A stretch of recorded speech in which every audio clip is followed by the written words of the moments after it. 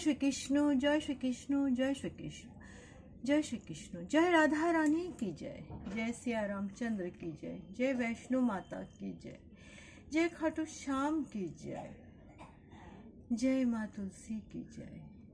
आज আমি শ্রীমদ্ ভগবদ গীতা দশম অধ্যায় বিভূতি যোগ শ্লোক 39 পাঠ করছি।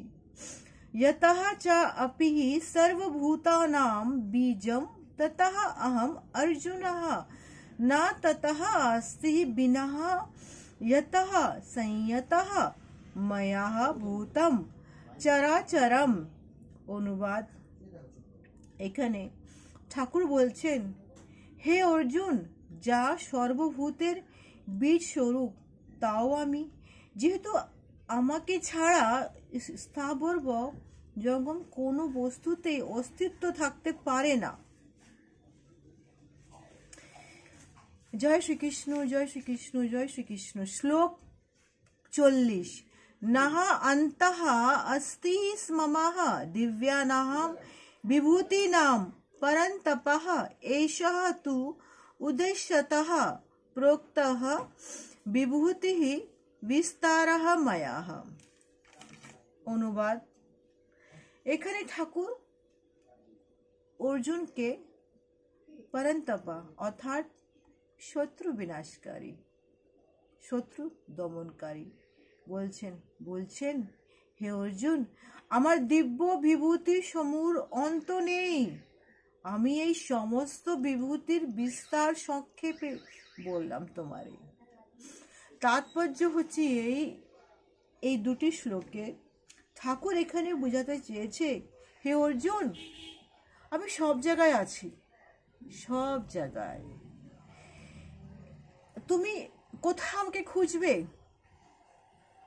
এই যে ছোট্ট একটা বীজ, শস্য, ছোট্ট একটা দানা, এতেও আমি আছি।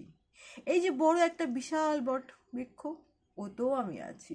এই যে সমস্ত লোকেরা যেটা অস্ত্র ধারণ করে আজকে যুদ্ধের জন্য দাঁড়িয়ে আছে, আমি এখানেও আছি।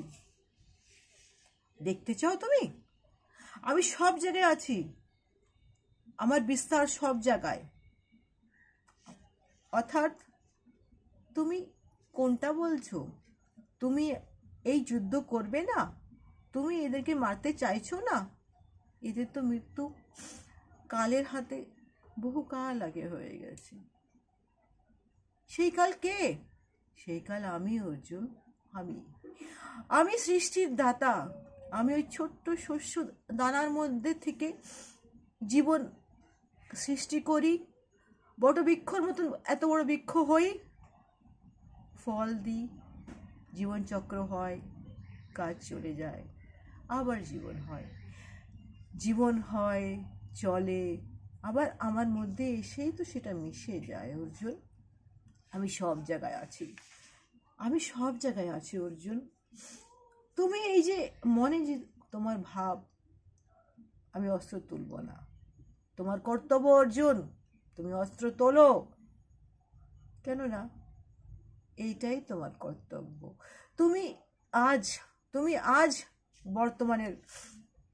বর্তমানে কুরুক্ষেত্রে সেই মাটিতে দাঁড়িয়ে ভবিষ্যতের জন্য তুমি আজ যেই বীজ বপন করছো, মান মর্যাদার, স্ত্রী নারী রক্ষার, সমন্দর, ন্যায় অন্যায়ের বিরুদ্ধে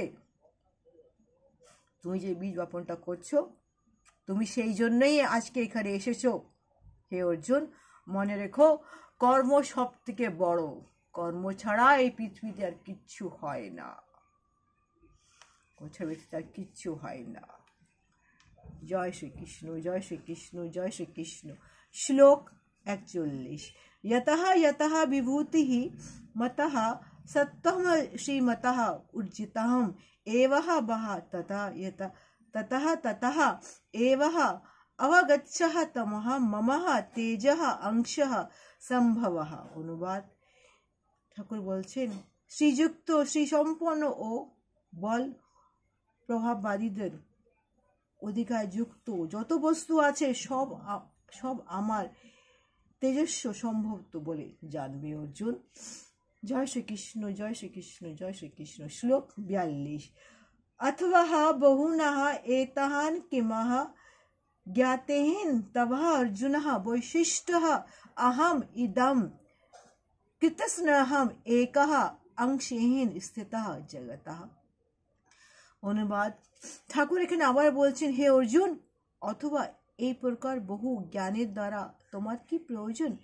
আমি আমার এক অংশের দ্বারা সমস্ত জগৎকে ব্যাপ্ত আছি, অবস্থিত আছি। তাৎপর্য হচ্ছে এই দুটো শ্লোকের কি ভগবান এটাই বলতে চেয়েছে কি, হে অর্জুন, আমি সব জায়গায় ব্যাপ্ত, আমি ব্যাপ্ত, সব কিছুতে অস্তিত্ব সম্ভব হয়েছে একমাত্র আমার জন্য। শ্রীকৃষ্ণের পরম আত্মা স্বরূপ সেগুলোর মধ্যে বিশিষ্ট হয়েছে।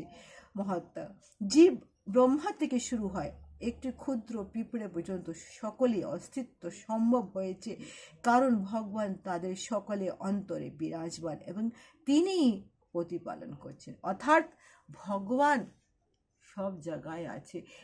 একটি ক্ষুদ্র পিঁপড়ের মধ্যেও আছে, একটি ক্ষুদ্র শস্যের মধ্যেও আছে, একটি বৃহৎ গাছের মধ্যেও আছে, বৃহৎ জন্তু জানোয়ারের মধ্যে আছে, তোমার মধ্যে আছে, সবার মধ্যে যে আমি আছি। অর্জুন, ভয় পেও না, উঠে দাঁড়াও, তোমার কর্মের পথে তুমি এগিয়ে যাই, আমি তো আছি।